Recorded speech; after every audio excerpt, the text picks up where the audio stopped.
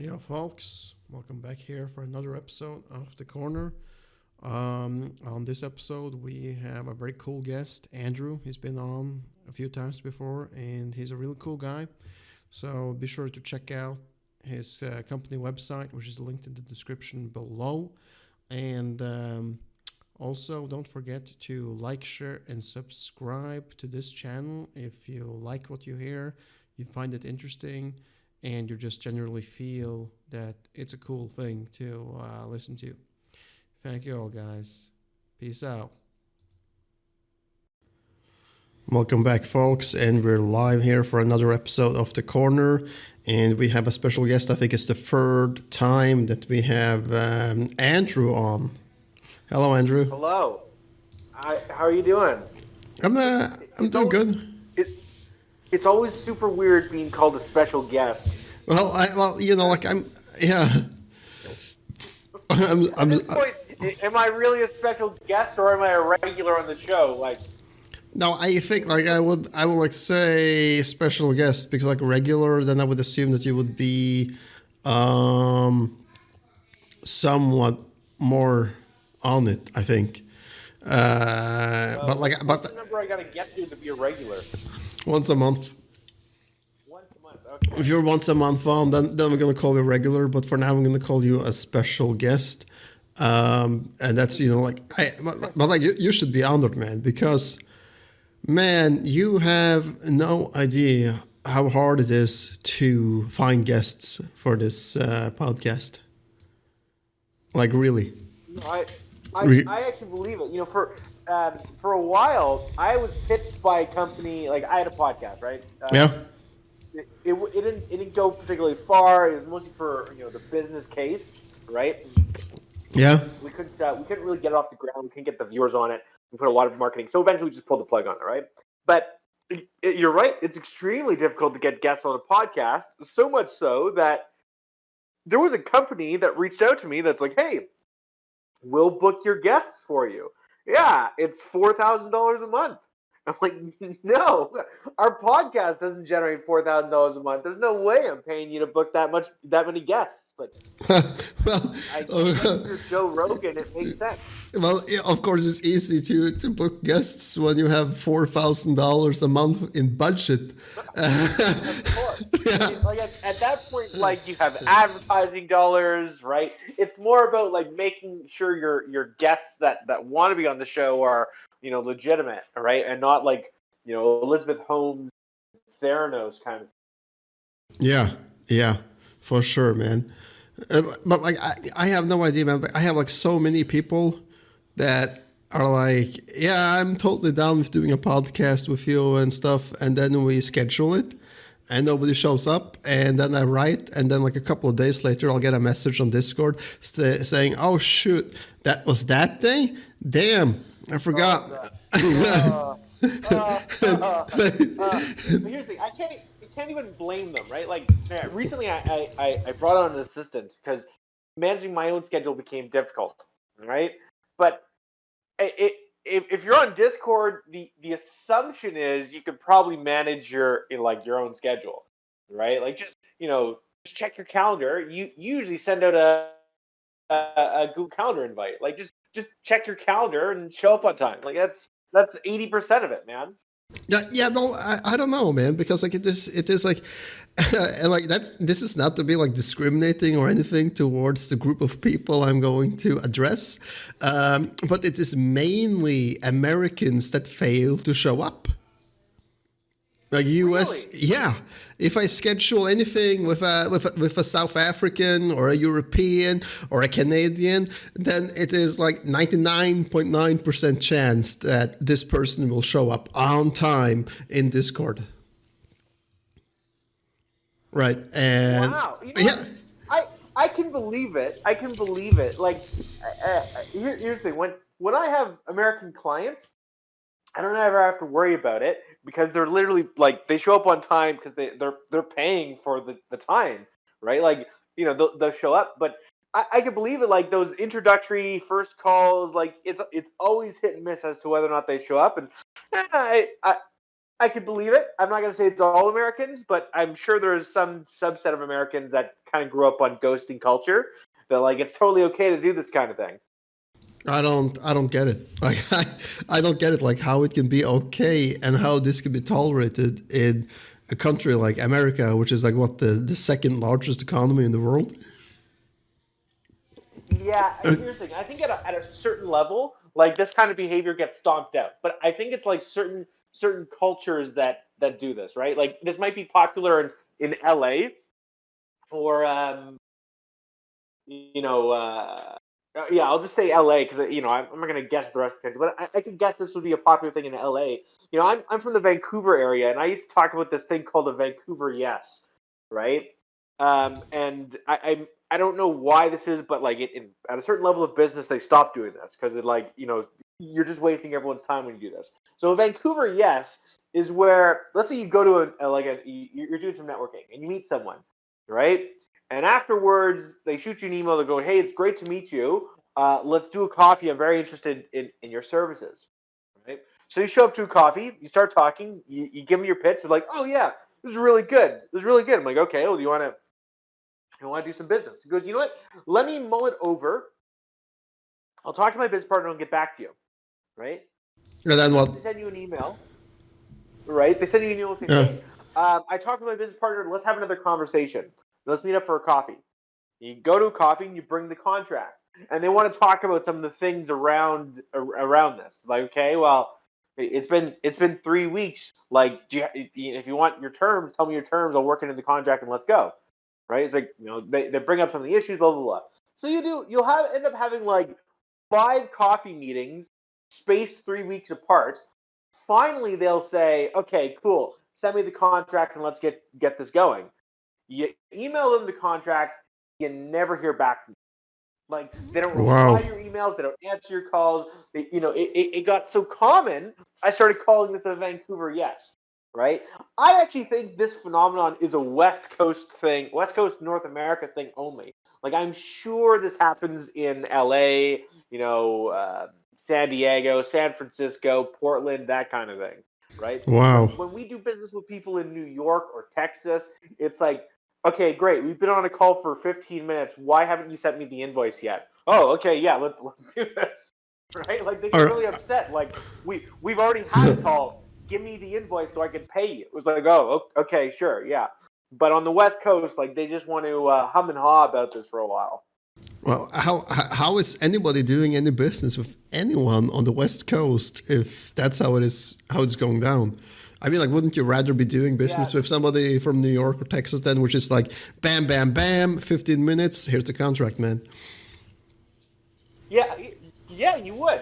This is why our company does business with mostly people outside the West Coast. Like at this point, I would have to really look to see who on the West Coast of North America we do business with. Right? It's not a lot. It's just like the business culture is just so different compared to Texas or New York or Toronto, right? Florida, like that. I have clients in Florida that I've told like, no, you actually this call you don't need to pay for, right? And they're like, are you sure? It's like, yes, I'm sure. I'm telling you, this call you don't need to pay for. It's a discovery call. Like, we're gonna quote you based on this call, but you don't pay for this call, right? Versus on the other end, on the West Coast, it's like, okay, so I don't want to pay you until you've done the design on this thing. It's like, well, that's like saying, hey, I'm unsure if I want to build a skyscraper, so I'm not going to pay for anything until after we've gone through all the architectural drawings and all the engineering. But Wow. but that's labor. Like you got to pay for that. Unless you'll do the engineering for free for me to then just make a decision, I don't want to do this. It's like, okay, yeah, this is why things go slow in the West Coast. I mean, like that means that it is also like super easy to be taken advantage of.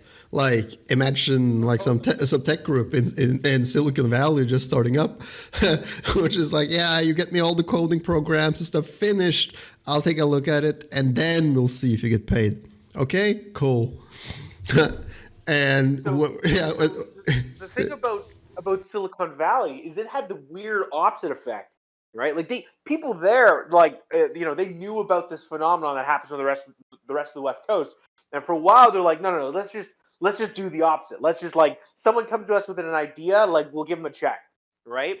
Yeah. And then it created its own kind of bubble, which we're not going to go there. But yeah, like I don't get it either. Doesn't make any sense to me, right? But yeah, it's Okay, so sometimes it's just not fun.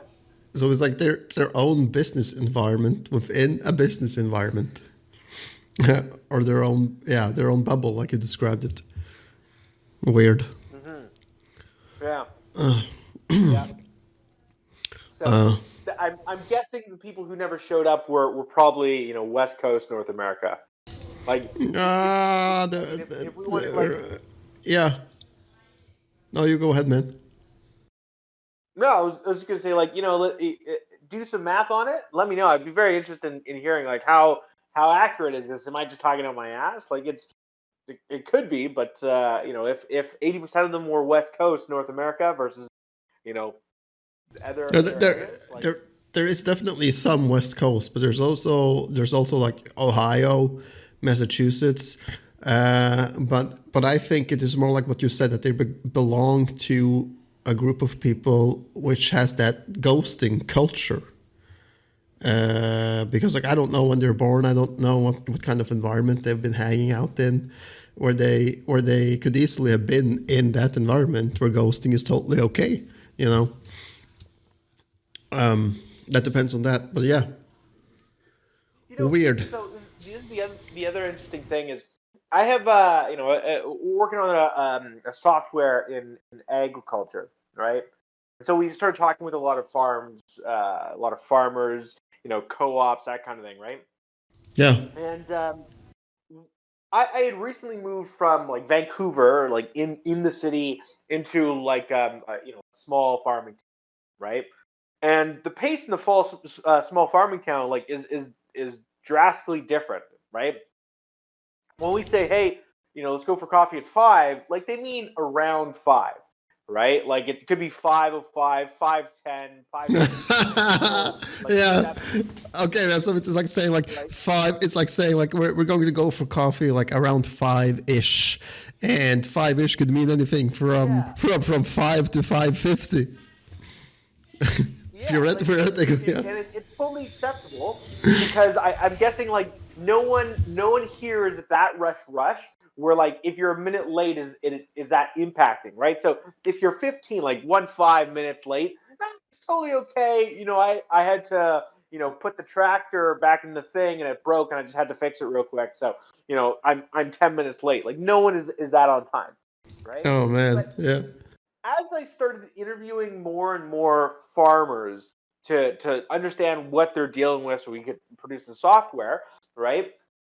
The partner I have on this project, like we started noticing that farms like almost consistently, like they didn't show up for the first meeting, right? Because we have a 10 minute like, hey, if you're 10 minutes late, like we're hopping off the call, right? So consistently they were over 10 minutes late, and then we'd send them an email saying, hey, we miss you, blah blah blah, right? And they go, oh, sorry, like I didn't mean to, blah blah blah blah. But consistent, like we have this theory, it's almost always with farmers, like 80-90% of the time they were late, didn't show up for the first meeting. Like we almost have it down to a point where we can like estimate the probability of a farmer not showing up on time for that first meeting. It just doesn't happen. I think it's just a farm like in farming culture. Like you get up when the sun's up and you go to bed when the sun's down. No one is ever like dialed in to the minute. Right? No, Like these no, guys and aren't looking at their watch all the time. yeah, I think so too, man. Like that is a totally different rhythm of the day that these guys have. And as farmers, then it is like a whole other idea of like being your own boss. Since yeah, like you're saying, you're getting up with the sun. Sometimes you're getting up like even at like 4 a.m., right? Another day 7 a.m. Yeah, you get up. You get up when you wake up, you eat when you're hungry, and then you're done when you're done, right? But there isn't like hey, I've got a 3 p.m., a 3:30, and a 6 p.m. meeting that they're like they continually check their watch for. They just work until they're done for that day. Yeah. Of course. So like totally different than from the hustle and bustle in in the city, I would suppose. Yeah. Anyways, So man, yeah, that also could be it because you said Ohio and it was like, oh, there's some weird yeah, delay going on. yeah. Is there a weird delay going on? Yeah. It should be. It should be fine, man. I think so. I mean, the microphone is like spiking and everything is fine on this end. Should I pause it? No. Okay. I think it's fixing itself now. Okay. That's good. I don't know if you I don't know if you've ever heard me rant about Canadian internet before. No, I don't think that I have, but I wouldn't be surprised if like Canadian internet isn't that great. It's I don't. not. It's not that great. So, have you never heard me rant about the wireless stuff here? No, I don't think so. The last thing, Okay. yeah. I'm gonna blow your mind. Okay, man. I'm gonna blow your mind. Okay. So I talk, I talk to my American clients. They'll tell me things about like, oh yeah, unlimited data, mobile data, or internet speeds like 1 gigabyte a second kind of thing. Like it's possible down there, right? Now Yeah. I think the standard is a few hundred megs a second, right? Yeah. I kind of on the inside I die a little when I hear about this whole unlimited data because I'm on 4 gigs, like, and it costs me $100 a month. What? Gigs. Holy crap! Yeah, Canada is the most expensive place in the world for mobile data, right? I don't know why. It could be the monopoly. There's like a couple companies that control the whole thing. It could be because there's so much space to cover, right? Yeah. I don't know. But there is no such thing as unlimited data. It's actually cheaper for a Canadian to have a PO box in the States and get unlimited international data and pay in American dollars, bring that cell phone up to Canada, than it is for Canadians to have their own cell phone plan up here. Wow. Yeah, That's messed up, man. But like I don't know, like I know it's also super expensive in Norway for internet data. Like there's also nothing that's called unlimited data up there. But I don't know, like they blame it on like the landscape and the mountains that it is so damn difficult and expensive to put up these cell phone towers. I'm googling it. Yeah. I'm googling it right now. Yeah. I mean, I'm. Hold on. Canada, where Canada is up there with Botswana and Cuba, right? It is slightly below Chad and Yemen. Wait, Cuba has a high data, like high expensive data plan. Wow. It is $13 and 33 cents on average for a gig of data. Yeah. Wow, that's crazy. Like I don't have unlimited data here in Denmark, but I pay like $10 or so a month for 20 gigabyte, and then on top of like that 20 gigabyte of data I get, then I also have like 5 gigabyte in all of the European Union countries. And the EUS, now like AOS countries such as Norway, Iceland, like these Nordic countries that are not part of the European Union, there I also have like 5 gigabyte. So I'm looking at this. Norway, it's $5.28 average per gig. Per gig.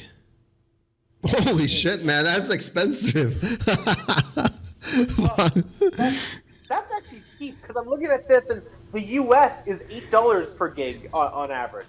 Yeah, but like I don't know, like it's the US because like the US, the US don't have that many cell phone companies, do they? I mean, like they have AT&T and Verizon, and those are the two big giants that covers the entire market, right?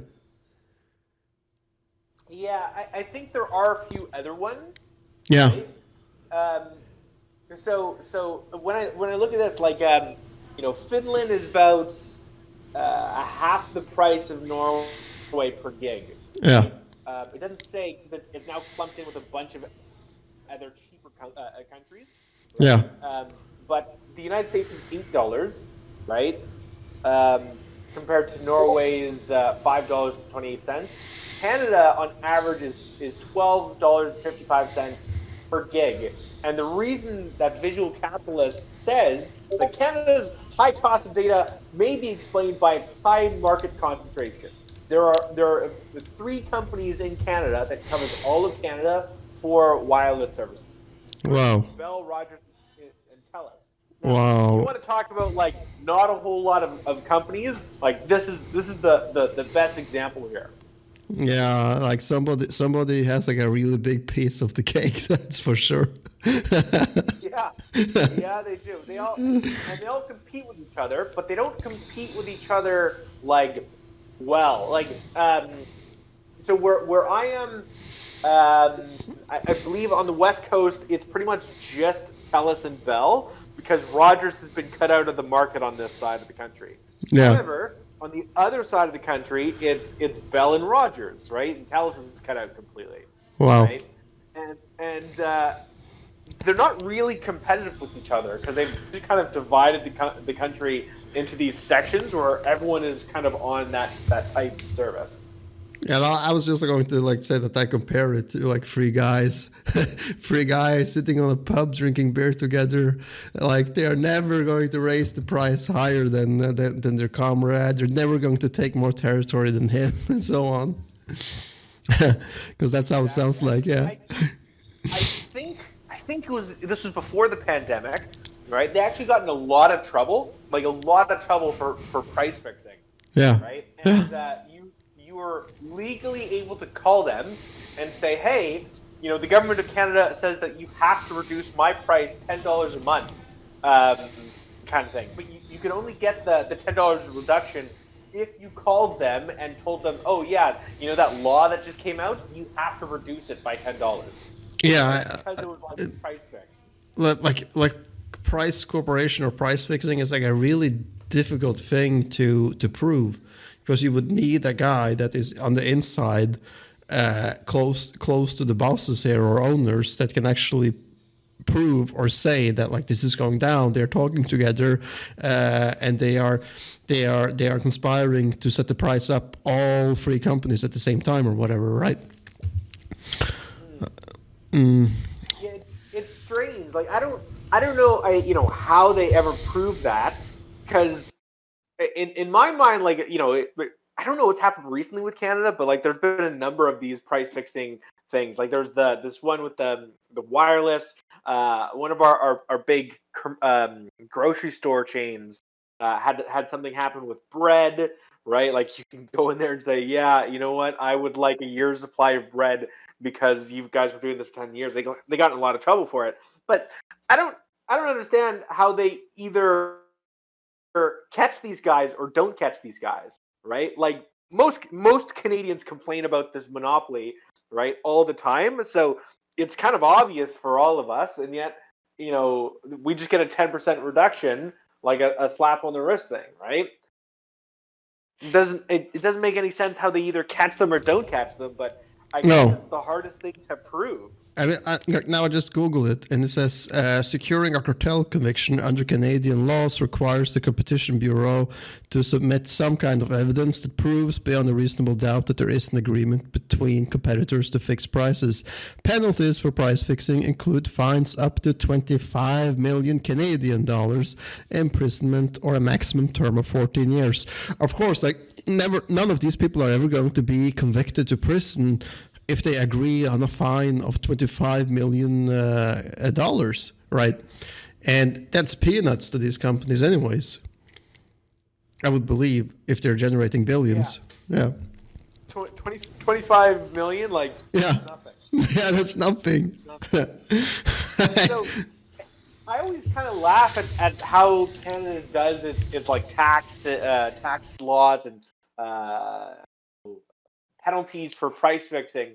So in the States, I don't know how it is in Europe, but in the States, if you don't pay your taxes, like they send you to prison, right? They're like, yeah, you're going to prison. We're gonna lock you up forever and ever, kind of thing, right? Like, what was it, Wesley Snipes, the guy from I don't know, the vampire movies, right? Blade.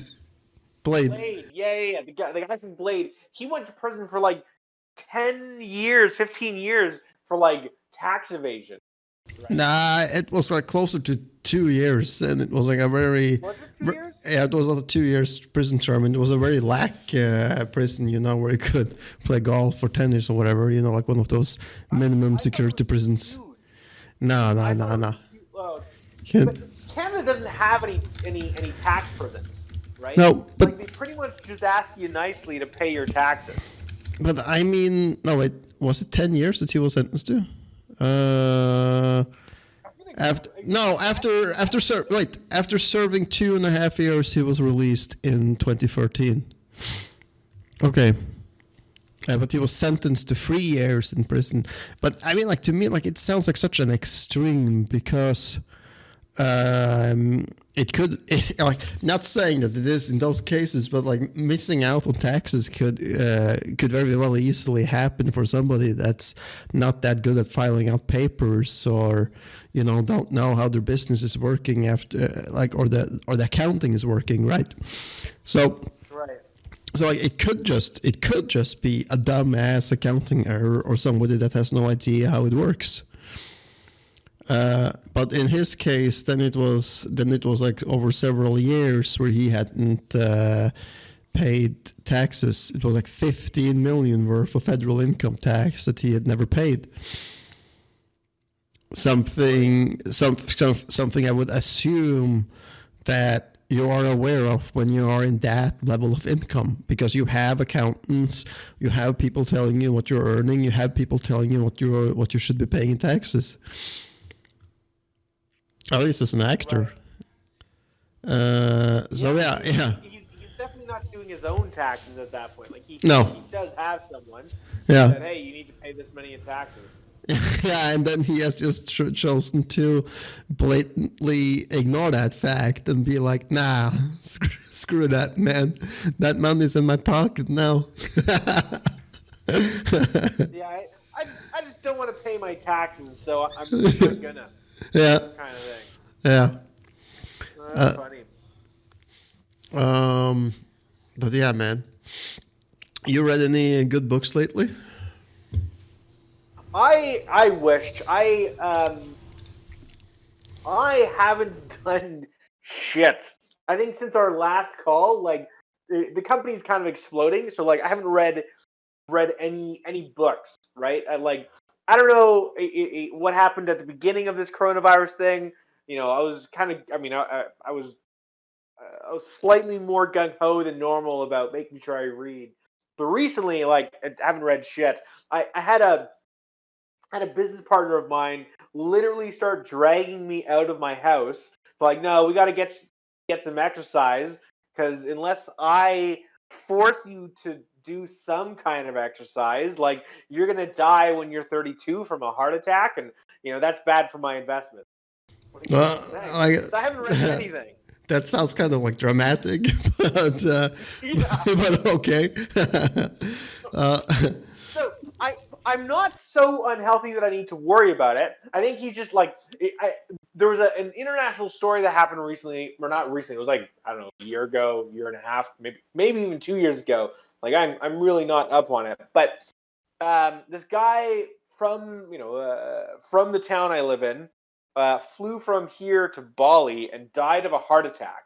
The guy was like 29 years old at the time. Right? Yeah, but full-fledged heart attack. I mean, like, that could happen to anyone. That could happen to you if you are in top shape.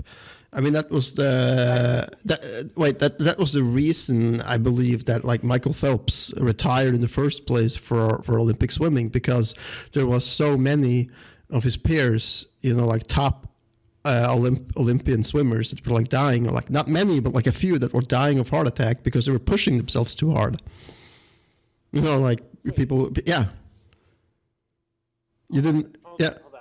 Yeah. Did Michael Phelps die? And I didn't No, even no, know no, that? no, no, no. He didn't die. He retired. He retired from swimming because like the enormous pressure they're under, and I mean like this guy was like eating 12,000 calories worth of like pancakes and junk food a day to fuel this machine of his, right? But yeah, like there has been several Olympian swimmers that has died of heart attacks, even when they have been like in peak shape, in competitive shape, because their heart can't take it anymore. So there is also something that is like called, like exercising too much on those levels, Yeah, well, like that, man. Yeah, I'm gonna use this as an excuse not to exercise from now on. I mean, like you live on Vancouver Island, so I would say that like just like a short walk in the forest can be just as productive as going for a run. You know. So the short walk in the forest thing, I don't know where this came from, but this is now the argument. Like I don't know where this was written or like if this is a YouTube channel where they talk about this concept. I've had a lot of people tell me about like no, you just go for a short walk in the forest. One of the arguments I've heard this, and if you've heard the same thing, like you've got to show me this, like where this came from. No, I don't know like precisely where it comes from, but like I just like believe like in where I heard it from some Tony Robbins podcast or something where he says something like emotion comes from motion, which I believe is fucking true because if you're sitting on your ass 16 hours a day in front of your computer, you become depressive. Fact, right? But if you get up, you do a walk, you do some push-ups, you do something, like to keep your body activated at least a little bit, then you can like push that depression that's coming a little further away, right? Yeah, I'll say I generally agree. Like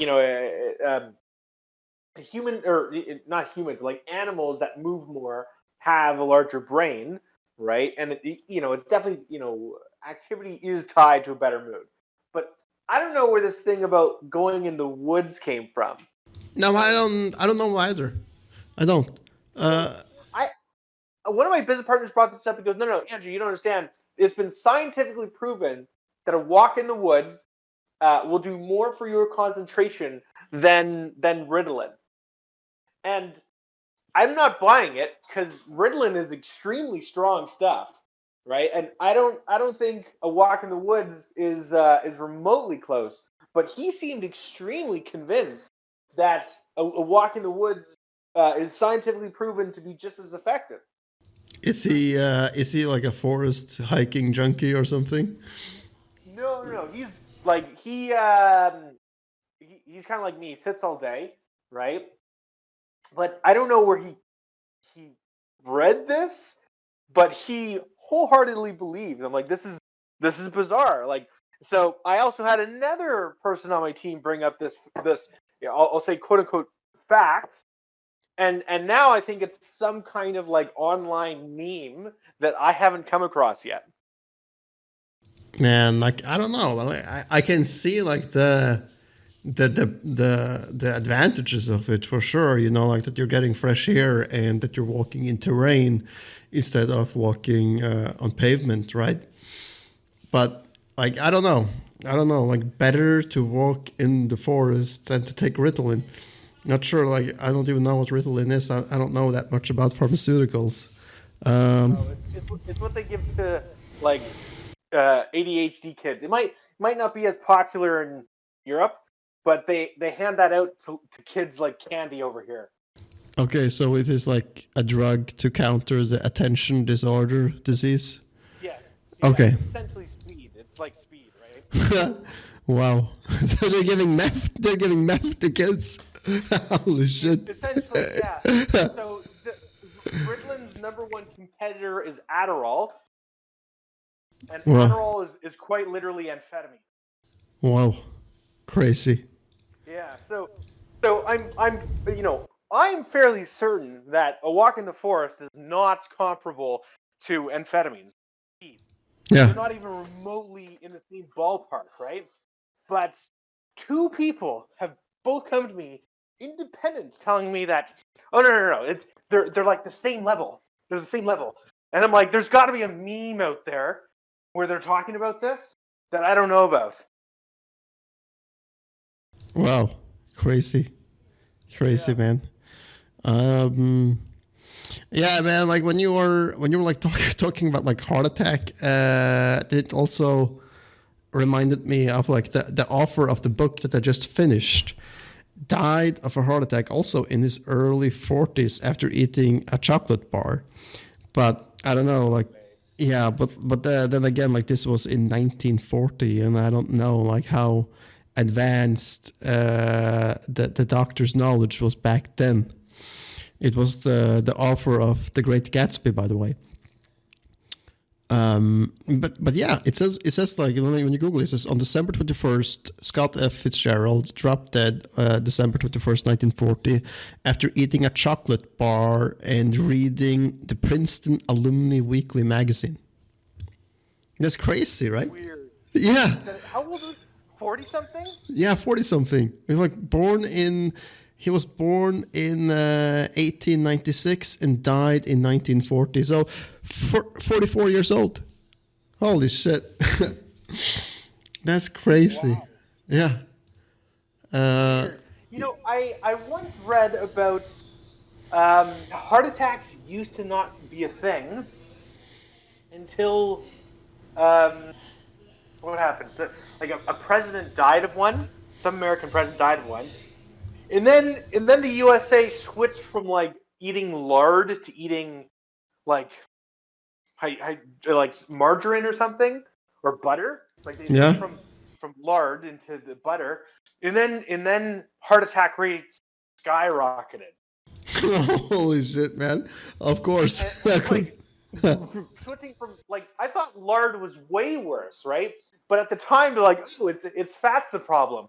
Oh, okay, let's move away from high fat lard to low fat butter, which I mean butter is really it's not low fat, but culturally they switched to low fat butter, and something about butter like made heart attack rates just explode. Wow. Wow. I did not know that, man. Like that changed from lard to butter. Yeah, I know there was a change. I don't again like I'm not a doctor in any sense here, but there was a change, and it did have some kind of impact on heart attack, stroke, or something like that. Yeah. But like is this like global research, or is this like American US? I think this is American. I don't think Europe switched from lard to butter the same way that North Americans did. Like, do you guys use lard in cooking? Now I need to like figure out like what lard is in my language. Okay. What is it? What is it? English to It is, Danish, right? yeah, I'm Norwegian, but I live in Denmark. Yeah, same shit. Lard. Oh, It's a semi-solid white fat. Wow. Okay. yeah. Svinveld.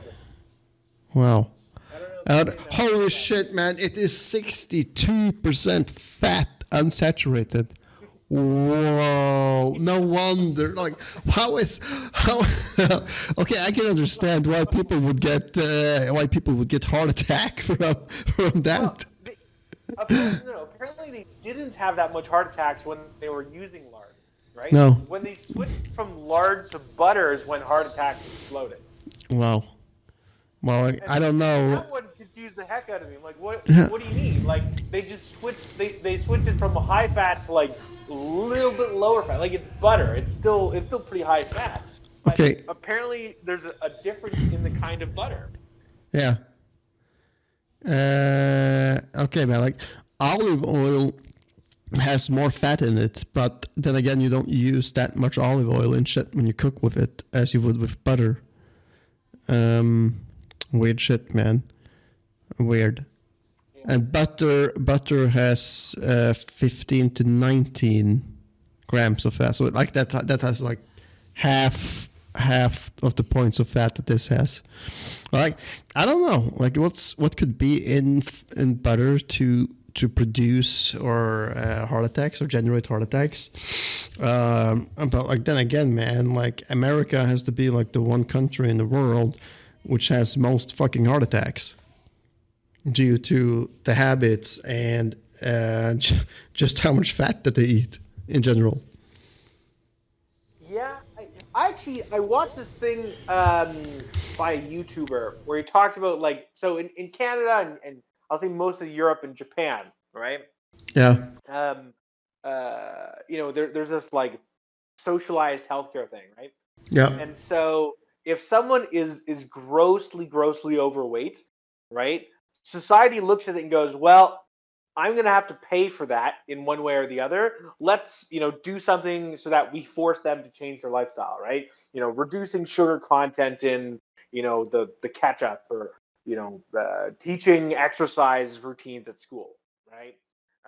I don't know what they have where you are, but like the government pays a lot of money to encourage people to exercise, right? And Yeah. programs. Yeah. No, it's not like that. I mean, like here, you would get advice from the doctor, right? And you would like maybe be scheduled for a liposuction. Is that the English word for it? Where they yeah. Totally. But like then it will like be like under the condition that you will like lose 20 or 30 or 40 pounds or whatever, because if you do a liposuction on somebody that is morbidly freaking obese, then you are also putting that person's life in risk by performing the operation, right? So something like that, but still like something is being done. But then again, like the overweight statistics isn't drastically high in Europe as it is in America. I don't know, like of Canada, but in America they are drastically high. So Canada still North America in general has an issue with this. The reason is Canada food. Our number one food importers from the U.S., right? So because they're such a large economy, right? We kind of get the similar eating habits, but Canadian obesity rates is significantly lower than American obesity rates, right? And that's because as a society we all agree that we can't have fat people because it's expensive for the rest of us, right? And so the government jumps in and does attempts to do something about it. In the States, they have this like fend for yourself healthcare thing, and so if someone's fat, that's just their problem, right? Like they need to lose that weight on their own. Like I'm not going to pay for that, right? Yeah. Which I understand. Makes a lot of sense. You don't want to have to pay for that, but I think that's why they allow this kind of obesity to balloon to the size that it is. No pun intended there. They allow it to balloon because they don't have to, like, as a society, literally pay for morbidly obese people's healthcare. Yeah. Man, I was right. I was wrong, man. Like I said that it was like America on top, but it's not. They're actually on rank number 12 with 36.2% being obese. 36% of Americans are obese. 36.2%, yeah. And Canada. Canada is actually like way down. They're not way down, but they're on 29.4%. And then the top. I see in 2008 it was 26.8. Yeah. And the top country in the world apparently is Nauru, or the Republic of Nauru, with 61%. How the fuck can that even be done? Nauru? Yeah, it's apparently like an island country and micro-state in Oceania. Okay, how do I spell Naru? Yeah, N for Niels, A for Alpha, R for Roger, U for uniform, R for Roger again, and U for uniform. population is 12.5 thousand. Yeah. Its population is 12.5 thousand. No, wait. It's 10,670 people. So 10% would be 1,000 of ways. Like, hold on, let me just Google something. What is the town? The small farm town I'm in has a population of.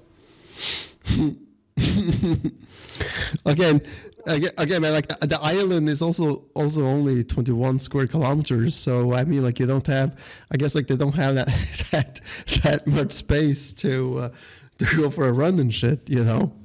I guess. Okay. Hold on.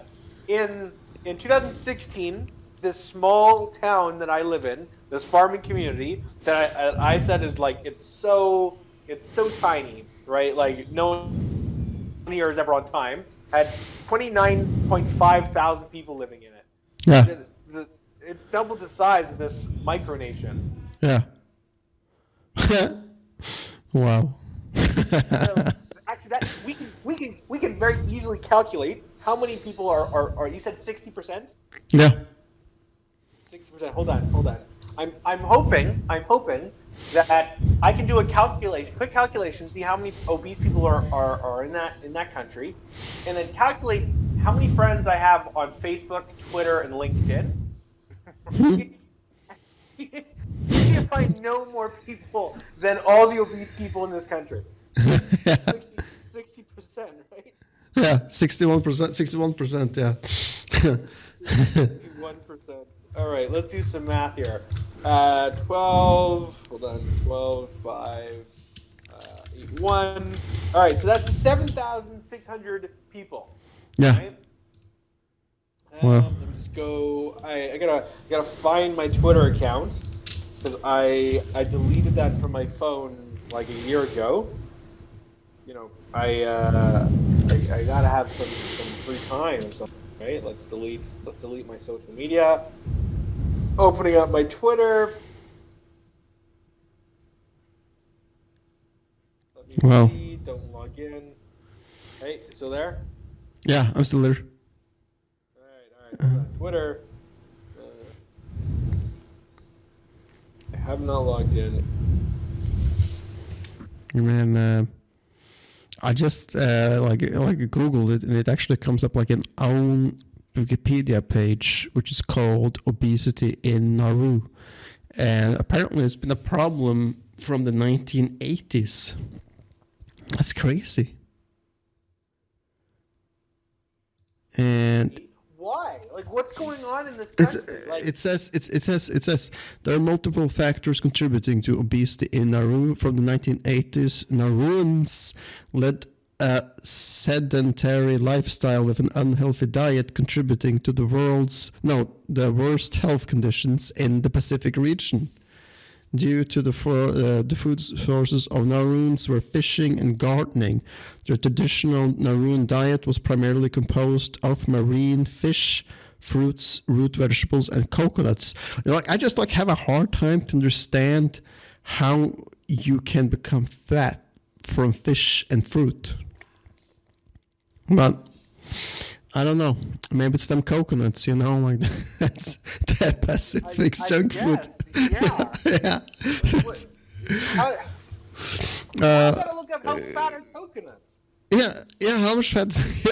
Nauruans gained independence in 1968 due to an increase of economic growth from mining activities. The garnered profits were distributed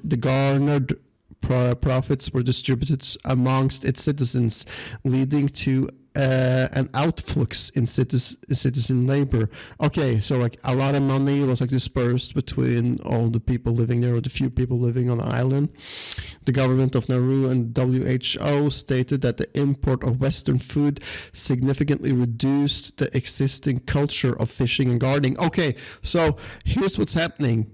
They are getting a lot of money from the government due to the mining activities, and the profits. You know, the profits from the mining activities was distributed amongst the population. And then everybody is like, "Oh shit, we got money in our pockets now. We're gonna import some of that sweet Western food." So they import the Western food, probably like junk food, and what else, like that they haven't tasted before. And the fishing and gardening dies on the island because like now they have tasted something else that tastes better than fruit and fruit and fish. And this led to a mineral depletion and economical downturn of the nation. Holy shit. That's some deep repercussions. Then... Wow. Well, yeah. Where are you reading? Is this a Wikipedia? Yeah, this is a Wikipedia page. I'll link it to Oh you. my god. Hold on. I just I googled this country just so I could meme on their population size. Yeah. Like, apparently it is just sinking into the ground. Yeah. What the heck? Sinking into the ground, man. Wow. Yeah. 90% of the land area is covered with phosphate deposits, with the majority strip mined and non-arable.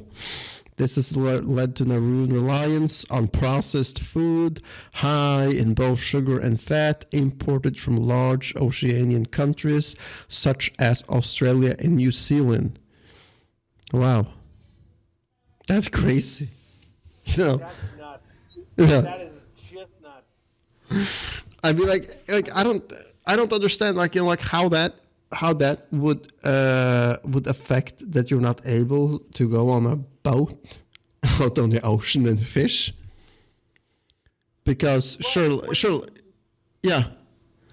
When you look at other countries, right, that had mostly fish diet, like the Inuit, Yeah. I think they have a high obesity rate. Yeah, but that's because they eat a lot of whale fat or a lot of whale. Yeah. Seal fat muscles. Yeah, but like it is kind of like also how they survive in that climate in the extreme cold, because like then they put on this fat and they're able to walk longer without enduring starvation, right? And fishing, and I don't know, something like that.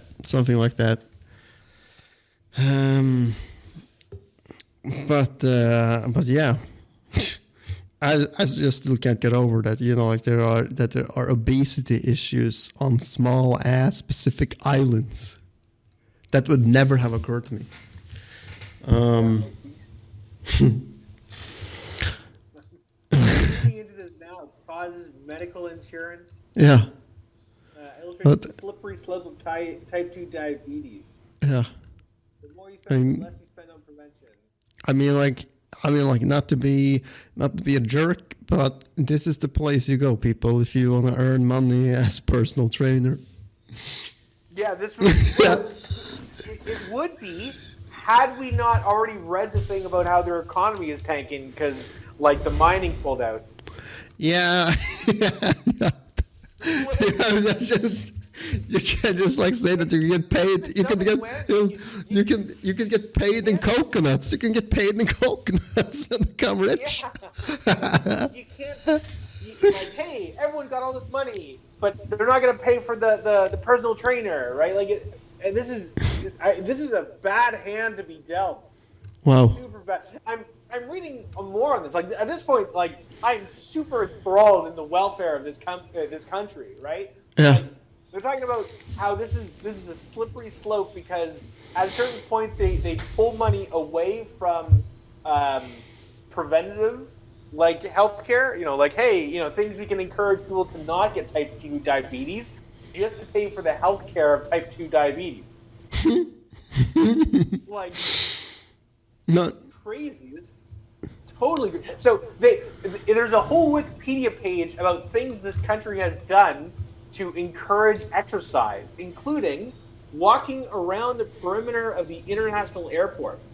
Wow. This is literally the country has said, guys, just please walk around the airports. Just walk around the airports for a while. reefs. Wow. Crazy. Man, like this island, like sorry to say, but like this island is like probably gonna die out eventually. Yeah. It will. There's something here that says there 94.5% of the population is overweight. Yeah. I think morbidly obese was 60%, but that's the entire population is overweight. Yeah. Wow. That's crazy.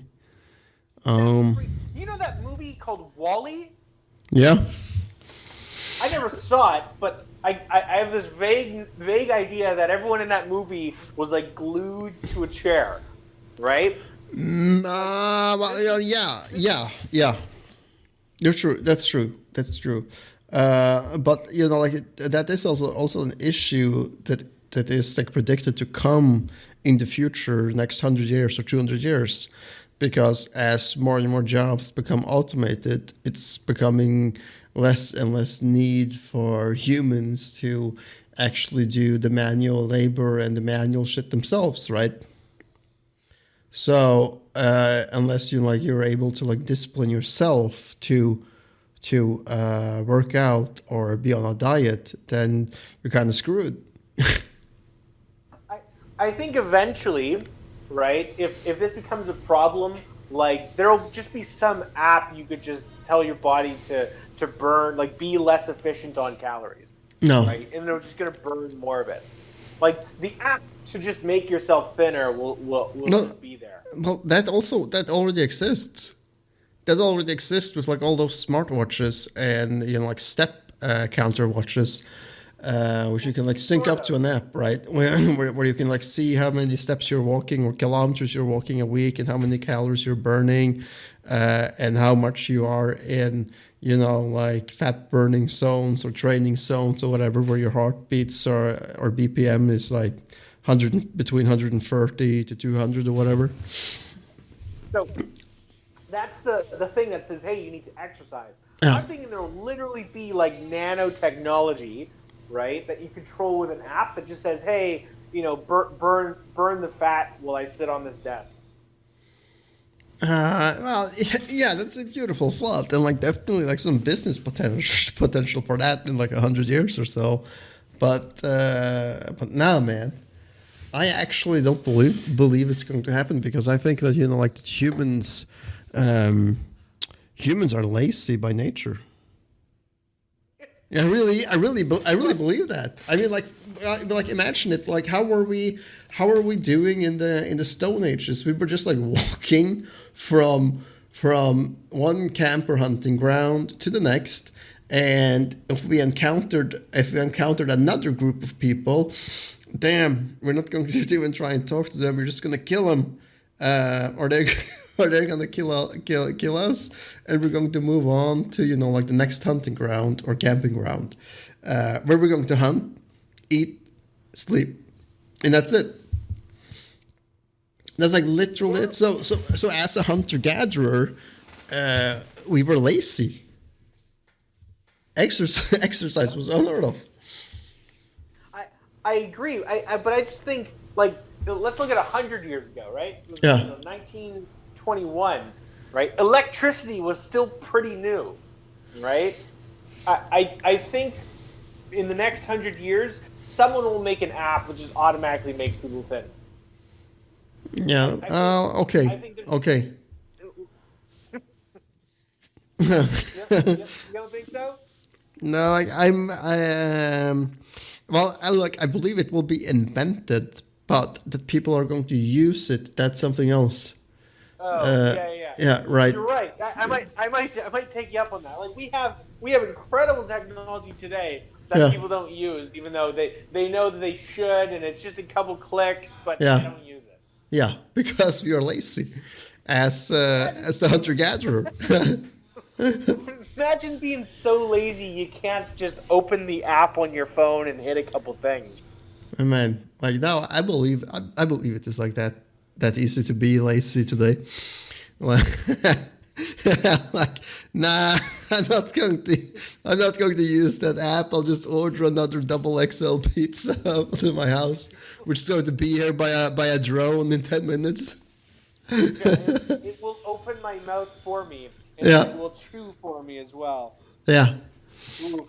Well, yeah, that is the prediction that we are going to become heavier. That's already happening. That we are all becoming fatter worldwide,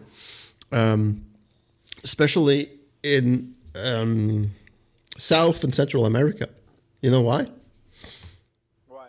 All them burritos, man. But yeah, not all the burritos, but you know, like all the Mexican and the South American food in general, like has a lot of fat in it. It does, and you know, this was like the reason why they built, you know, like something similar like Muscle Beach, but you know, like free exercise apparatuses on the beaches of Rio de Janeiro, but the only motherfuckers using them are tourists. The locals aren't. Thus the obesity rate is going up, and you know, like this is like some reason of like what I'm basing my finding in is that, you know, if people are too lazy to use the equipment that is right in front of them, why would they use an app? Why would they pick up their phone and use that app? Yeah. Right. Yeah, I mean, I guess so. I mean, like the justification I use for not exercising is I'm busy, Yeah. right? Like, and arguably, like, you know, even then, you know, I have business partners that drag me out of the house to get some exercise in, right? Yeah. So, arguably, like, no one's busy or busy enough to exercise. So you're probably right on this, right? You know, yeah, the app might exist, but oh god, you gotta click it and open it up, Yeah. and tell the app how many weight, like how many pounds you want to lose. You might as well just do the full exercise routine at that point, right? You do. Yeah. I mean, like yeah, exactly. I mean, like you either want it or you don't. That's how simple it really comes down to. Definitely. So, like, I guess we'll see if if the both of us are alive in some kind of cloud in 100 years. Then we can see, man. Yeah. Yeah, like I'm still glued to this country thing right now. yeah. I've got the whole Wikipedia page open. I mean, let's see what happens then. I think that's a good microcosm of this, right? Yeah. Like if they're able to reduce from 94.5 down to maybe 80, like, and then maybe there's a chance, but it's not looking good at the moment. But you know, like, wouldn't, you know, like if there isn't any economy or, you know, like whatever to keep the wheels spinning on this island, wouldn't people eventually just leave?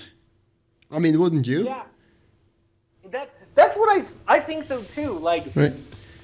Why don't, like, at this point, like, why don't they just leave, right? Yeah. Like, there's got to be a reason that they're staying there, because the economy and the health, like, on the Wikipedia page, they've just collapsed.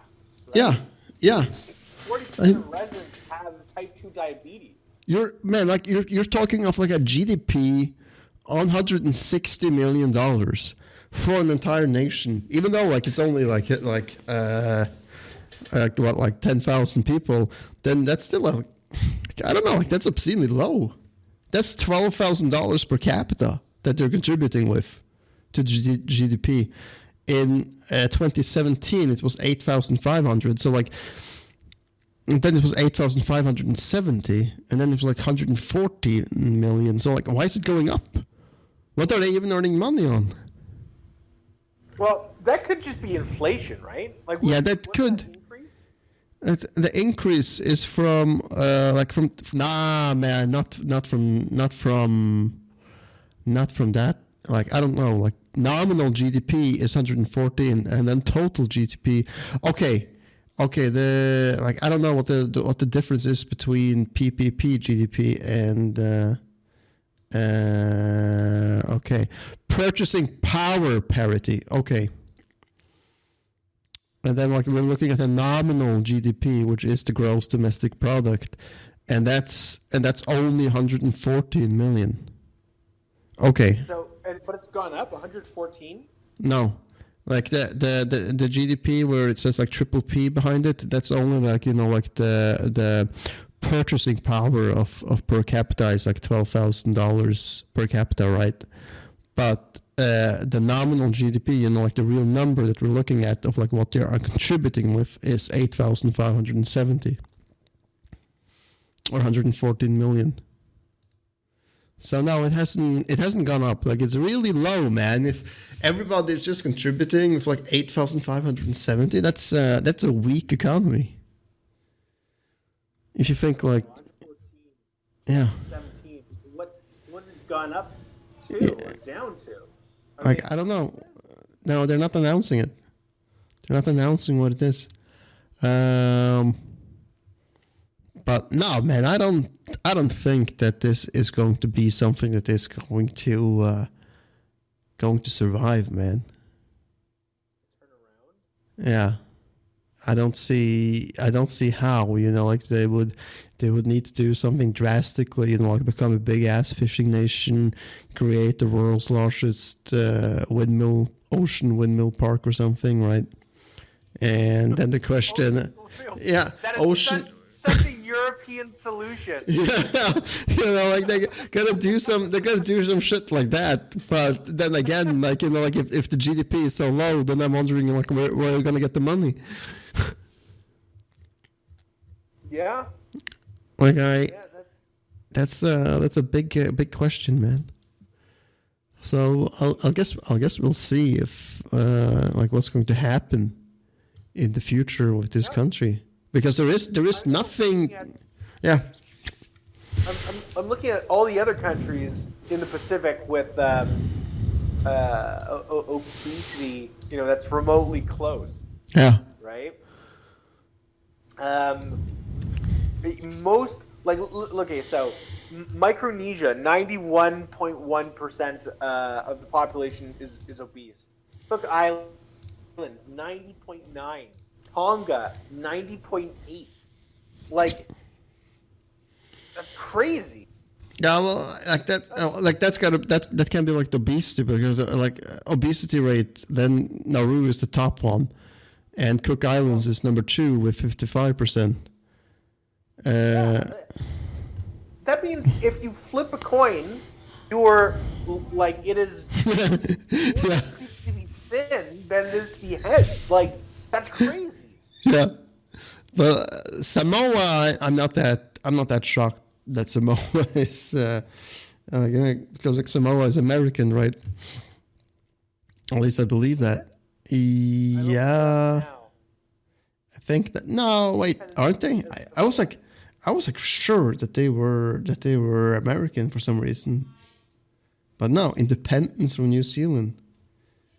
Okay, wow, man, I learn something new every day, man. I know there's big like military bases. Yeah, there should be. What the hell? Like I was like 100% sure that's like isn't it called American Samoa? I gotta Google that. Is this the Samoa we're talking about? Yeah. Yes, there is something that is called American Samoa. And it's separate from Samoa. Yeah. Yeah, then it's separate from Samoa. And yeah, okay, so like that's why I was confused. I didn't know that like that Samoa was separate from the another Samoan, but okay. Wow. Yeah, we're learning something today. Like why is it separate? What happened? Who threw an axe in the ground and said, this territory is mine territory? The American side of Samoa, and that's the normal side. Yeah. Wow. Crazy. Did you find the answer? Like, I gotta know what happened. No, okay. It says the partition of Samoa happened December 1899, and okay, the Tripartite Convention of 1899 concluded Second Samoan Civil War, resulting in the formal partition of Samoan archipelago into a German colony in a United States territory. Forerunners to the Tripartite Convention of 1899 were the Washington Conference of 1887, the Treaty of Berlin 1889, and the Anglo-German Agreement of Samoa in 1899. So okay, so some war happened on this island, and the result is that okay, we want to be part of America now. Wow. So hold on. No, I'm reading. No. So Germans had they had monopolized cocoa beans and torpor. And then the United States was like, well, we also want to monopolize cocoa beans, so they claimed these two other islands, which eventually became American Samoa. Yeah. So I think the war was World War II. No. Yeah. Okay, I'm gonna let you finish. I guess they must have at that point officially said, well, American Samoa is a separate country than regular Samoa because those Germans over there are doing things that we don't appreciate. No, it was ratified in 1929, but the agreement went in 1899. So it took like 30 years for this agreement to be ratified. And it actually became, like on paper, part of America.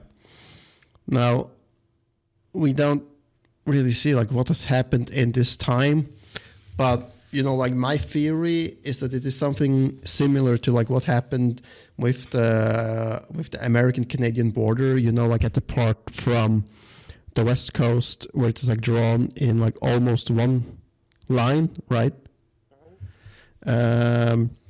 Where what happened is that like there was like a bunch of negotiations between America and Canada, because like nobody could agree on where this line was going to be drawn, but America just kept like pushing military to the border, like there's peacekeeping forces, and then kept pushing more military next year, the next year, the next year, like saying like there's just peacekeeping forces, and like kind of just use that as an excuse to occupy the line, and they just hold out there until the Canadians finally said, like, okay, let's just fucking draw the line here then, since there was no point in trying to talk to them.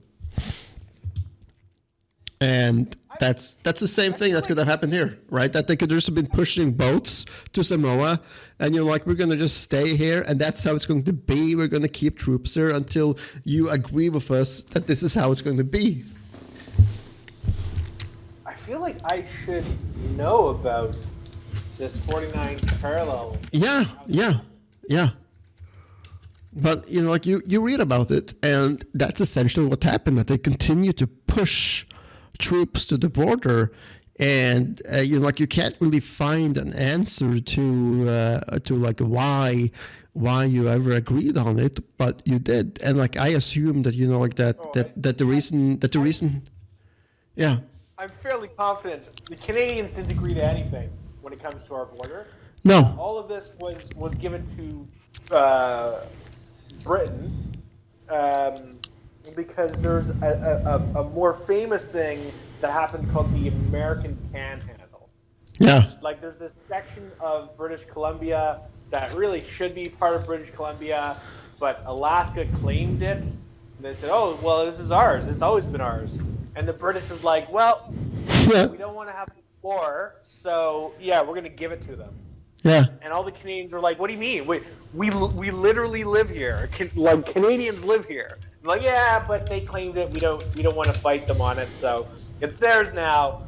And I think after that, Canadians finally said, okay, we gotta get rid of these British people. They're getting really annoying. Okay, listen, man. The United States and Great Britain signed the Treaty of Oregon. You know, like that's the treaty that decides this line on June 15, 1846, ending 28 years of joint occupancy of the Pacific Northwest. So 28 years of people sending of you like Canada or Great Britain and the United States sending troops to the border. Like, how do I not know this? I live in this country. I don't know. Like, I'm terrible at our history. I don't know. Like, it's not sure that you've been taught it in school. You know. I'm sure we have, and I probably just didn't pay attention. Yeah. But I mean, like, that's crazy. Like 28 years of occupying a border, and not one party wants to move 1 inch. You know, like, nope. Man. Wow, history, man. And then you have like the border on the other side of the country, you know, where you have oh man, let me just pull up a map here.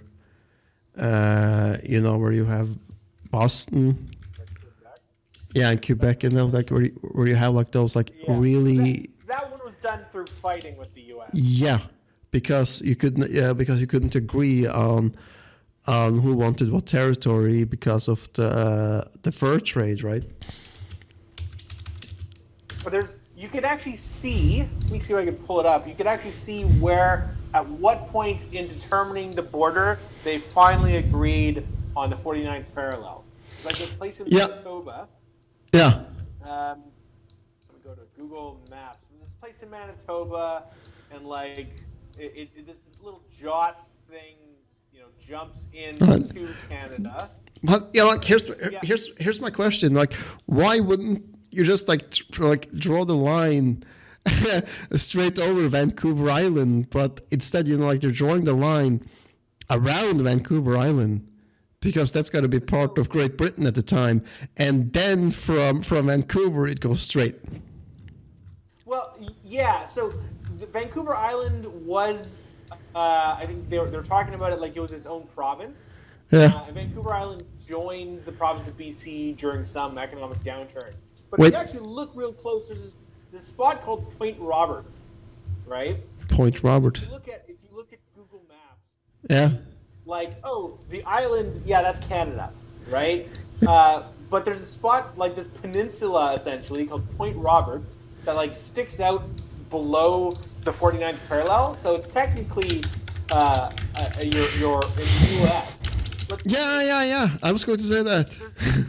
There's no ferry that goes into Point Roberts, right? So the only way to get into this area is to go through Canada, and the only businesses and stuff that exist in Point Roberts are Canadians who want an American P.O. box. Wow. So. It's all that's there. It's like, oh yeah, okay, like there's no big businesses there. Holy. Essentially Canadian. Holy shit, man! Like you're right. Like, there's almost nothing there. There's like a couple of houses. There is a marina though, a huge marina. Like called Point Roberts Marina Resort. And yeah, it's a resort. That go down there, right? Want to spend some time on a vacation, kind of thing. Yeah, but wow, there's a border checkpoint. What? Oh yeah, it's absurd. It's absurd. Holy crap, man! They're not shipping things in and out. Like, look, points to parcel, in and out parcel. Like the first bunch of things are just PO boxes where everyone goes, yeah. Wow. Okay, Wow. Holy shit, man, that's like so funny. Like, look at like the Roosevelt way. You got like houses on both sides, so you could be like yelling across to your neighbor, like, "Hey, man, I'm in the U.S. Hey, I'm in Canada." Yeah, exactly. Like, okay. How many people who live there just go across the border for no reason? Yeah, well, there is no checkpoints on that way. Wow. I mean, like, what? Well, like what are you supposed to The do? far side of Roswell Way, there's literally roads that like, oh, it's cut off because it didn't go over the border. But you could see that there is a walkway, right, Yeah. between the U.S. and Canada that's unchecked. Okay, but like, isn't there a fence there or something? Or can you just? I doubt it. I doubt it.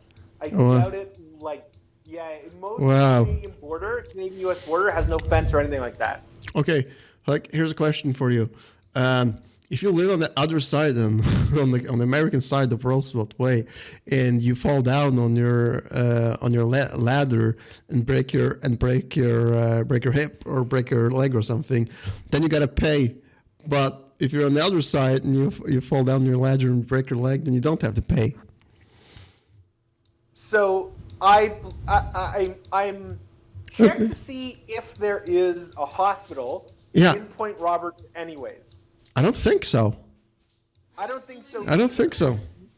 If you break your hip, you're going over the border to the nearest hospital anyways. Like, what do you mean? Like, no one is going to the American hospital. Like, hold on. Let me see if there is Point Roberts. Point Roberts. I don't think so. I mean, like, there's like a couple of gas stations and some cafes and Larry's Liquor Locker, but There is one clinic on that side. yeah, well, like that can't be enough. So, like, I would Walk-in clinic. I would assume then, like, like there comes ambulance from the Canadian side to pick you up, and then you don't pay. Well, like that's yeah. Well, that was like fun, man. But holy shit, man! Like I think like we're gonna end it. We're like an hour and 20 minutes. This might be 2 episodes for you. Yeah, well, like I'll upload it in one, but we gotta do this again soon because we still like have a lot of unfinished topics to talk about. That's interesting. I want to say like thank you for coming on again, Andrew. And again, I'll link your company's name in the description. Cool, man. Excellent. Yep, and I'll see you later. And thanks again for coming on. Yeah. Thank you for having me. No problem, man. Just wanted to say, as per usual, if you enjoyed what you heard and you like to listen to some more, don't forget to subscribe, share, and talk about this with your friends. Thank you all for coming. Until next time, guys. Peace out.